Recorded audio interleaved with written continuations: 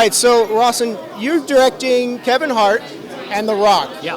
I mean, that's got to be a pretty crazy experience, just watching them on screen. Was it hard to wrangle them in for the film? No, they're very hardworking people and very dedicated and focused. So it wasn't a challenge to kind of get them to do the work.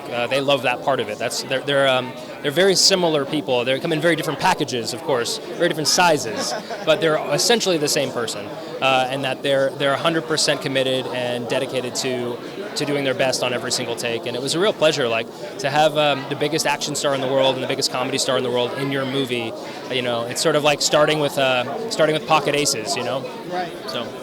In terms of, like, there's the scene where The Rock is like taking the shower and he's in high school and he's like really.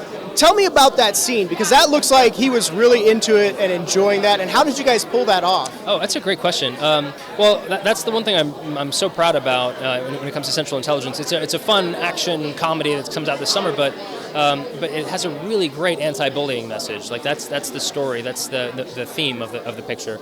And that opening scene where you see Dwayne in high school 20 years ago, in the shower by himself having a great time. It's right before he gets dragged out of that shower by a bunch of bullies, and it changes his life. So it's really important to get right. And so we hired this fantastic dancer and actor named Sione Maraschino to play Dwayne's body. And then we had Dwayne perform the same way, and we had the wizards at Weta take Dwayne's face and put it on Sione's body. I mean, it looks like it's going to be the big laugh moment. I'm sure there's many more, but that just in the trailer, that's like the call. Like, I think it was smart to end it on that on the trailer, because you're just like, this is great. Yeah. I agree. Yeah, it's a critical moment and a lot of fun.